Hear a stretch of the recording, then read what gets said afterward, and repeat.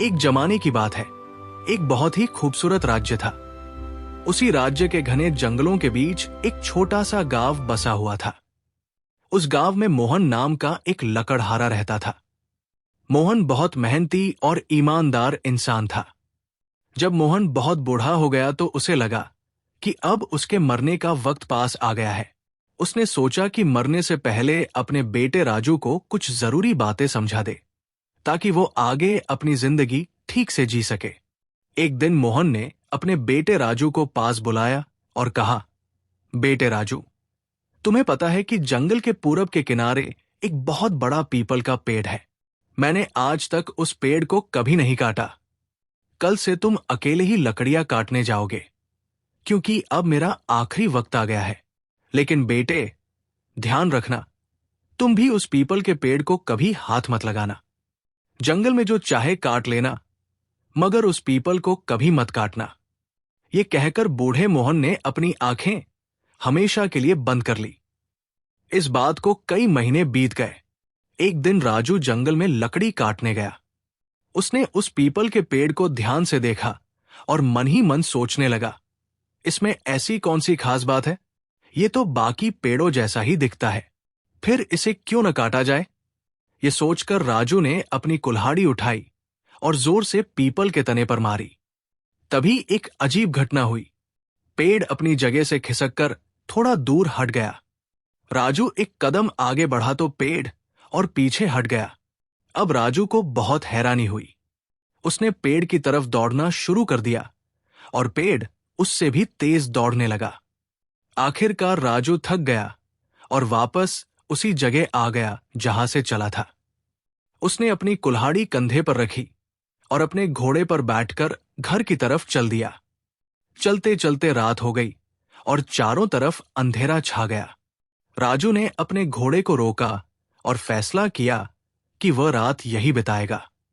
उसने घोड़े को एक पेड़ से बांधा और खुद ऊपर चढ़कर एक मोटी डाल पर बैठ गया। सुबह होते ही राजू पेड़ से नीचे उतरा। लेकिन ये क्या, जहां रात को घोड़ा बंधा था, वहां अब सिर्फ हड्डियों का ढेर पड़ा था और कुछ कदम की दूरी पर वही पीपल का पेड़ खड़ा था।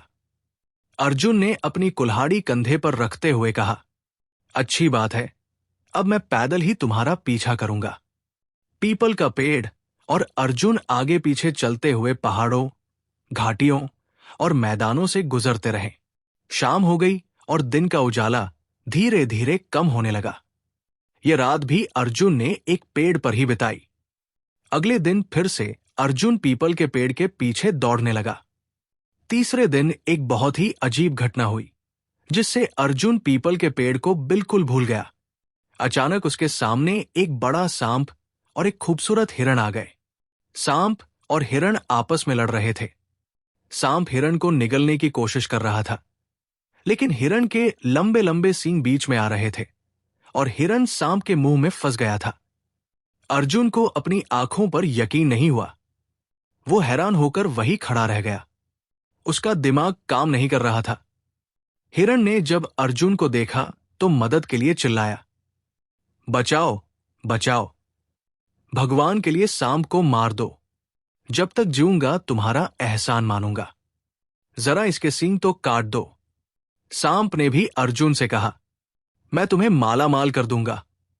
बिना कुछ सोचे समझे अर्जुन ने अपनी कुल्हाड़ी उठाई और हिरण के सींगों पर मारी। दोनों सींग कटकर दूर जा गिरे। सांप ने पूरे हिरण को अपने पेट में उतार लिया। अब सांप ने आराम से अर्जुन की तरफ देखा और कहा, मैं तुम्हें इस मदद के बदले बहुत सारी दौलत दूंगा।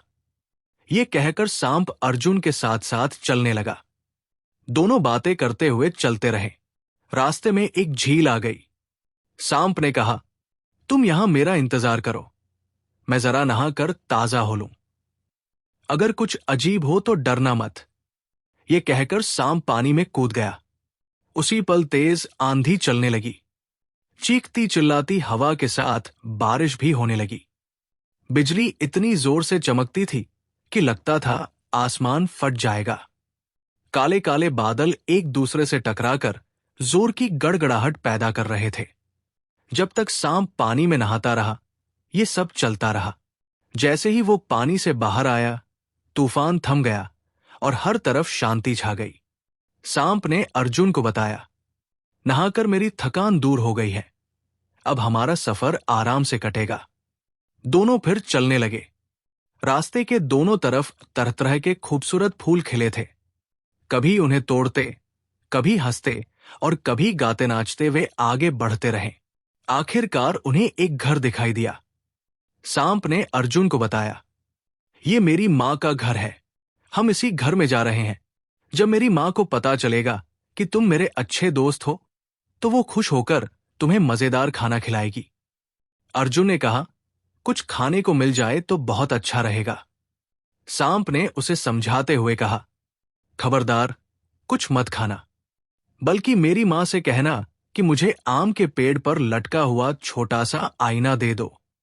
बातें करते करते वे घर के अंदर पहुंच गए। सांप ने दरवाजा खटखटाया। सांप की मां ने तुरंत दरवाजा खोल दिया। बेटे का हालचाल पूछने के बाद उसने पूछा कि उसके साथ ये अजनबी कौन है। सांप ने जवाब दिया, मां जी, ये मेरा सबसे अच्छा दोस्त अर्जुन है, इसने मेरी जान बचाई है, तो बेटा इसे अंदर ले आओ।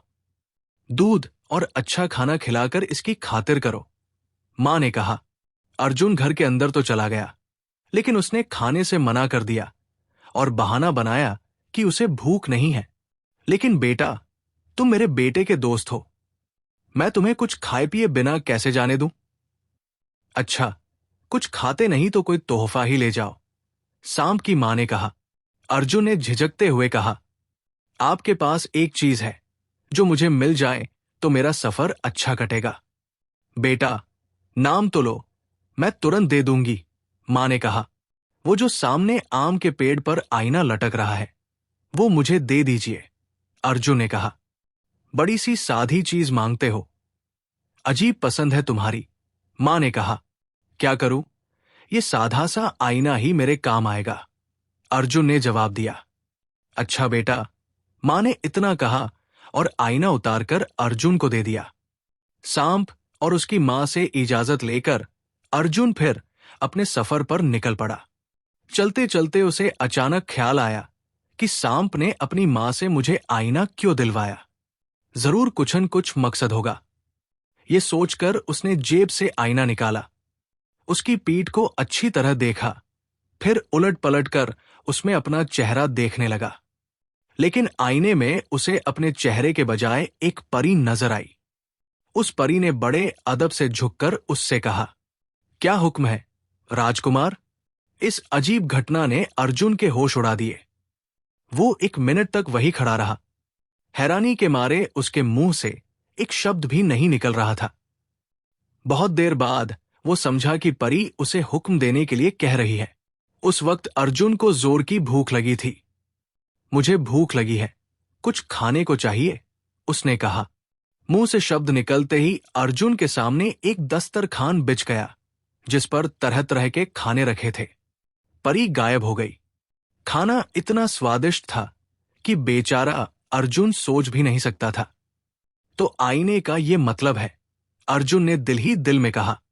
यकीनन ये जादू का आईना है। उसने जेब से फिर आईना निकाला और उसमें झांका। परी फिर हाजिर हो गई और बोली, क्या हुक्म है, राजकुमार? अब बेचारे अर्जुन को कुछ नहीं सूझ रहा था कि क्या मांगे। अचानक उसे ख्याल आया कि उसकी देखभाल राजकुमार की तरह हो रही है। राजकुमार के लिए महल भी तो होना चाहिए। उसने जोर से कहा, मेरा महल कहाँ है? पलक झपकते ही वो एक शानदार महल के मुख्य दरवाजे पर खड़ा था। वो राजाओं की तरह चलता हुआ और महल की सजावट देखता हुआ अंदर गया। बड़े बड़े कमरों में कीमती कालीन बिछे थे। दरवाजों पर भारी पर्दे लटक रहे थे। अर्जुन आईने की करामात देखकर हैरान हो रहा था। उसने दिल में कहा, इस महल में रहने के लिए मेरे साथ मेरी पत्नी का होना भी जरूरी है, और ये पत्नी अगर राजा की बेटी हो तो वाह, आईने से राजकुमारी मांगनी चाहिए। ये ख्याल आते ही अर्जुन ने आईने में झांका। परी ने हाजिर होकर पूछा, क्या हुक्म है, सरकार? राजा की बेटी को यहां लेकर आओ। अर्जुन ने तुरंत हुक्म दिया। दूसरे ही पल राजकुमारी कमला उसके पास बैठी थी। अर्जुन उसे पाकर बहुत खुश हुआ और उसने उसी दिन उससे शादी कर ली। राजकुमारी कमला के इस तरह अचानक गायब हो जाने से शाही महल में बहुत हंगामा मच गया। नौकरों ने महल का कोना कोना छान मारा, मगर राजकुमारी का कहीं कुछ पता नहीं चला। आखिर राजा ने हुक्म दिया कि पूरे देश में ऐलान करा दिया जाए कि जो शख्स राजकुमारी को ढूंढेगा उसे मुंह मांगा इनाम दिया जाएगा। राजकुमारी के मिलने की उम्मीद लगभग खत्म हो चुकी थी कि एक दिन मालिनी नाम की एक बूढ़ी औरत महल में आई। उसने कहा कि वो राजकुमारी के बारे में राजा से बात करना चाहती है। मालिनी को तुरंत राजा के सामने पेश किया गया।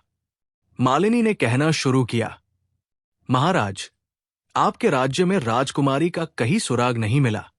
इससे साफ है कि वो किसी ऐसे देश में चली गई है जो 7 समंदर पार है। ये भी हो सकता है कि वो ऐसी जगह हो जिसके बारे में इंसान सोच भी नहीं सकता। राजा ने बेचैन होकर पूछा, तुम्हारी क्या योजना है? मालिनी बोली, पहले तो आप लकड़ी का एक संदूक बनवाइए, फिर उस संदूक पर जस्ते की चादर मंगवाइए। संदूक इतना बड़ा हो कि मैं उसमें बैठ और लेट सकूं, और मेरे साथ 9 दिन की खुराक भी रखी जा सके। जब मैं उसमें बैठ जाऊं तो आप उसका ढक्कन मजबूती से बंद करके खुले समंदर में फेंक दीजिए। राजा को जहां भी जरा सी उम्मीद नजर आती, वो खुश हो जाता। उसने उसी वक्त संदूक तैयार करने का हुक्म दिया। फिर मालिनी को संदूक में बिठाया गया और 9 दिन की खुराक उसमें रख दी गई। उसके बाद ढक्कन अच्छी तरह बंद करके संदूक समंदर में फेंक दिया गया। समंदर की लहरें जल्द ही संदूक को खुले पानी में ले गई। संदूक दिन रात पानी की लहरों पर डोलता और बहता रहा। आखिर एक दिन सुबह के वक्त समंदर के किनारे मछुआरों ने पानी में जाल फेंका तो उनकी नजर उस संदूक पर पड़ी। ये तट उस देश का था जहां अर्जुन का महल था। मछुआरों ने रस्सियों की मदद से उस भारी संदूक को किनारे तक खींच लिया। संदूक को खोलकर देखने का शौक सबको था, इसलिए जल्दी जल्दी ढक्कन उठाया गया। देखा तो अंदर मालिनी बैठी थी। मालिनी ने अपने बारे में बड़ी दर्द भरी कहानी सुनाई। उसने बताया कि उसके 2 बुरे बेटों ने उसे संदूक में बंद कर समंदर में बहा दिया ताकि बूढ़ी मां से छुटकारा पा सके। मालिनी अपनी कहानी सुनाती जाती और साथ साथ रोती भी जाती। मछुआरों को मालिनी के हाल पर रहम आ गया। मालिनी ने कहा कि वे उसे राजा के पास ले जाएं। अगर वो नेकदिल होगा तो जरूर उसकी मदद करेगा। मछुआरे मालिनी को अर्जुन के महल में ले गए। वहां जाकर उसने राजा से बात करने की इजाजत मांगी, लेकिन उसे राजा के बजाय रानी के पास ले जाया गया। ये रानी वही राजकुमारी कमला थी जिसकी तलाश में मालिनी वहां तक पहुंची थी। मालिनी ने उसे पहली नजर में ही पहचान लिया। उसने रानी कमला को भी वही दर्द भरी कहानी सुनाई जो उसने मछुआरों को सुनाई थी। फिर उसने रानी से कहा कि उसे महल में सिर छुपाने की जगह दे दी जाए, वो उसकी सेवा करेगी। रानी कमला ने अपने पति अर्जुन से बात की और जब वो राजी हो गया तो उसने मालिनी को अपने पास रख लिया। मालिनी महल में रहने लगी। 1 महीना बीत गया। मालिनी को कोई काम नहीं करना पड़ता था। महल का कोई नौकर भी काम नहीं करता था। सब काम अपने आप हो जाते थे। महल का हर हिस्सा साफ सुथरा और चमकता रहता था। खाने का वक्त आता तो स्वादिष्ट खाने खुद ब खुद आ जाते। जब अर्जुन घर में नहीं होता तो मालिनी रानी कमला के साथ घंटों बातें करती। वो रानी से कुरेद कुरेद कर पूछती थी कि घर का काम कौन करता है, बाजार से सामान लाने वाला कौन है, बर्तन कौन साफ करता है और खाना कौन पकाता है। मालिनी किसी तरह रानी से ये राज उगलवाना चाहती थी, लेकिन इन बातों का पता रानी कमला को भी नहीं था। जादू के आईने के बारे में उसे कोई खबर नहीं थी। वो जवाब देती, मेरे पति इन बातों के बारे में जानते हैं, मैं नहीं जानती। मालिनी चालाकी से कहती, रानी जी, आप उनकी पत्नी हैं, वो आपको नहीं बताते कि घर का काम कौन करता है। मैं हैरान हूं कि आप कैसी पत्नी हैं। और उन्हें आपसे कैसा प्यार है जो वो आपसे ये राज छुपाते हैं। ये राज जानना आपका हक है। मालिनी हर वक्त उसे इसी तरह की बातें समझाती रहती। रानी कमला भोली भाली थी। वो मालिनी की बातों में आ गई और बेचैन रहने लगी। एक रात मौका पाकर उसने अपने पति से पूछा, कुछ मुझे भी तो पता हो कि महल के इतने सारे काम करता कौन है। आप अच्छे पति हैं कि पत्नी को दिल की बात नहीं बताते। अर्जुन ने अपनी पत्नी की बात नहीं टाली और खुशी खुशी जादू के आईने के बारे में बता दिया। रानी कमला ने आईना हाथ में ले लिया। वो मन बहलाने के लिए उसमें झांकती तो परी हाजिर हो जाती और पूछती, हुक्म रानी साहिबा। राजकुमारी मन लगाने के लिए परी को इधर उधर भेजती और खुश होती। अगले दिन जब अर्जुन हमेशा की तरह घूमने फिरने के लिए चला गया और मालिनी रानी कमला के पास आ बैठी, तो रानी ने उसे जादू के आईने का सारा किस्सा कह सुनाया। मालिनी ने चालाकी से यह भी पूछ लिया कि आईना कहाँ रखा जाता है और किस तरह इस्तेमाल किया जाता है।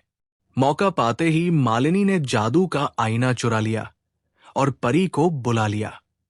परी ने हाजिर होते ही पूछा, क्या हुक्म है बुजुर्ग महिला।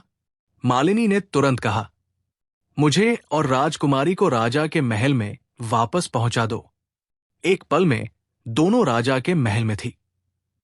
मालिनी ने आईने की परी को दोबारा बुलाया और हुक्म दिया कि जादू के महल को राख का ढेर कर दिया जाए। उसी पल अर्जुन का जादू का महल राख का ढेर हो गया। अर्जुन घूमने फिरने के लिए बाहर गया हुआ था। दोपहर को वापस आया तो न महल था न राजकुमारी कमला, बस राख का एक ढेर पड़ा था। वो सिर पकड़कर बैठ गया। अब क्या करे। राजकुमारी कमला ने अपने पिता के महल में जाने से पहले कच्चे मांस का एक टुकड़ा जादू के महल की बिल्ली रानी के आगे डाल दिया था। महल जला तो बिल्ली रानी किसी तरह बच गई। अब वो मांस का टुकड़ा ढूंढती फिर रही थी।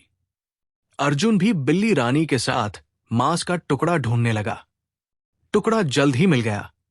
अर्जुन ने उस टुकड़े को 2 हिस्सों में बांट दिया। एक हिस्सा बिल्ली रानी के आगे डाल दिया और दूसरा अपनी जेब में रख लिया। अब यही टुकड़ा राजकुमारी कमला की निशानी रह गया था। उसे जेब में डालकर वो राजकुमारी की तलाश में निकल पड़ा। वो लगातार चलता रहा। पहाड़ और मैदान, नदी और नाले, दरिया और समुंदर उसके इरादे के सामने कुछ भी रुकावट नहीं बन सके। बस वो चलता ही रहा। आखिर एक दिन वो उस देश में पहुंच गया जहां का राजा राजकुमारी कमला का पिता था। अर्जुन सीधा शाही महल में गया और शाही रसोई में नौकरी की मांग की। इत्तेफाक से शाही रसोई में बर्तन धोने के लिए एक मददगार की जरूरत थी। अर्जुन का काम बन गया। अब वो किसी न किसी तरह राजकुमारी कमला से मिलने के मौके की तलाश में रहने लगा। वो हर वक्त सतर्क रहता। ये खबर उसे मिल ही चुकी थी कि राजकुमारी महल में वापस आ गई है। एक दिन अचानक शाही रसोई का बूढ़ा रसोइया विक्रम बीमार हो गया। अर्जुन ने उससे कहा, बड़े भाई, आप बस देखते रहिए, मैं सब खाना तैयार करके थालियों में सजा दूंगा। बूढ़ा विक्रम राजी हो गया। अर्जुन ने शाही रसोइये की बताई हुई विधि के मुताबिक खाना तैयार किया और राजकुमारी की थाली में मांस का वो छोटा सा टुकड़ा भी रख दिया जो वो जादू के महल से लाया था। राजकुमारी कमला भी अपने पति से जुदाई की वजह से बहुत बेचैन और उदास थी।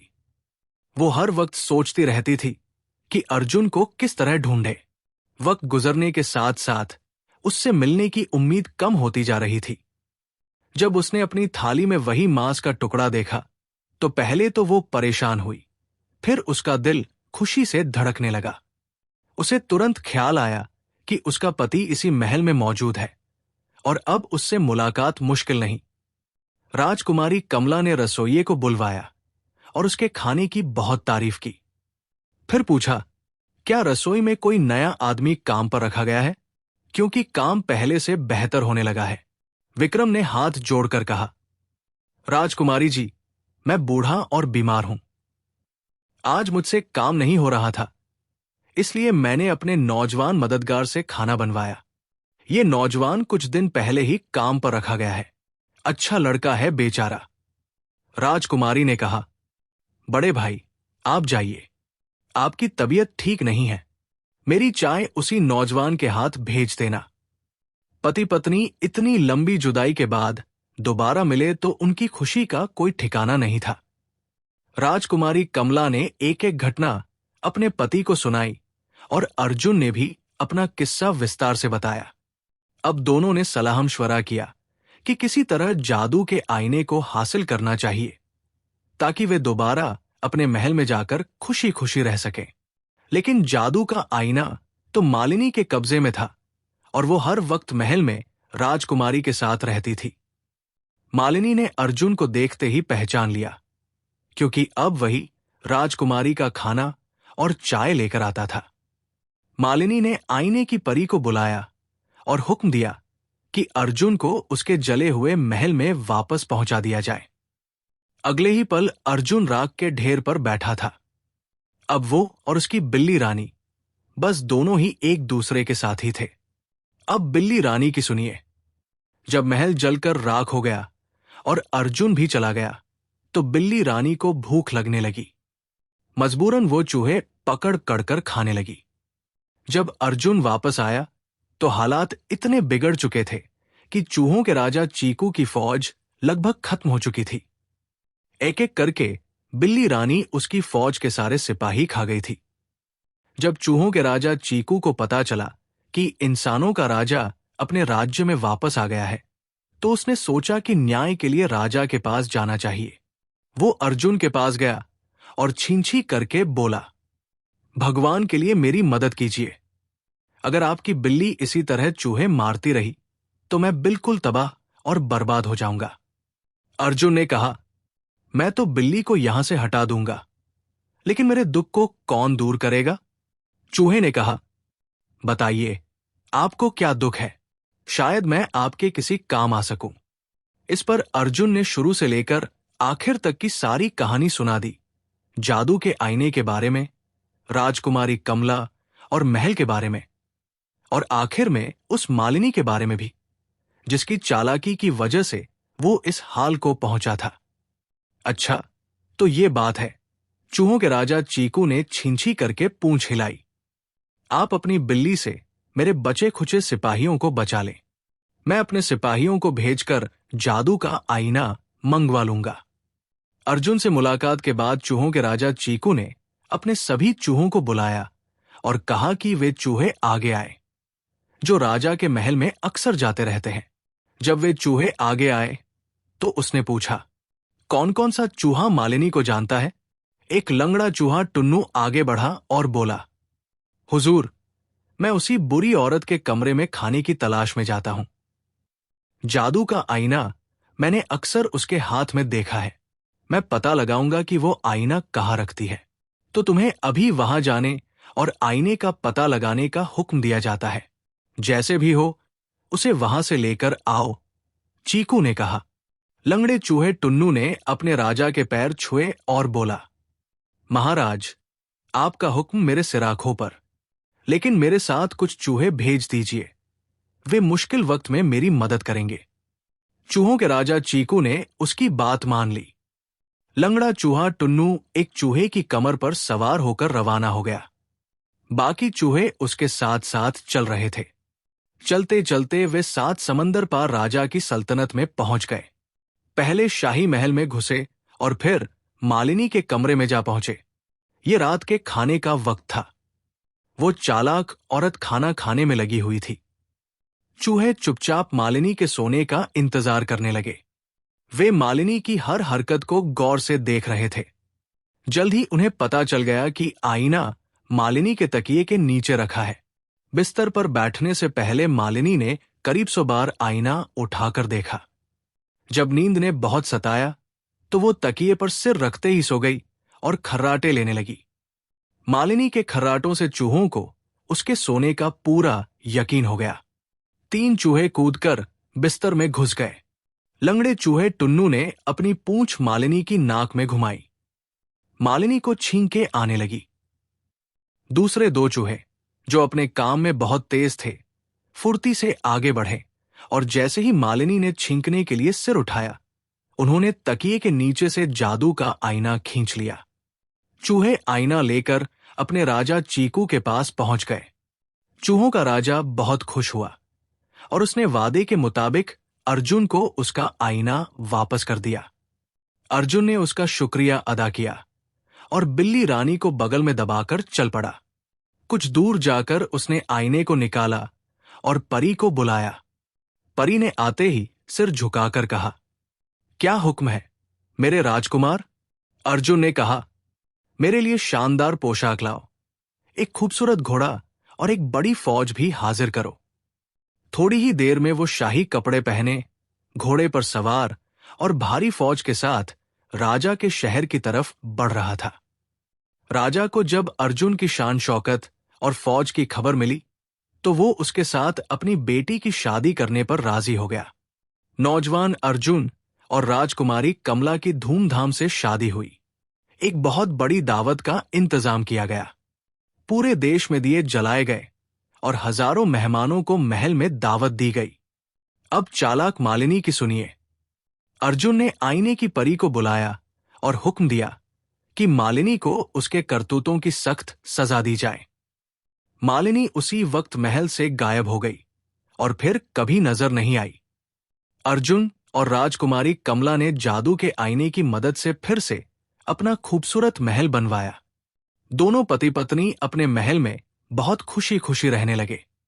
अर्जुन ने चूहों के राजा चीकू को अपने महल में बुलाया और उसे ढेर सारे उपहार दिए। उसने वादा किया कि अब से बिल्ली रानी कभी भी चूहों को नहीं मारेगी।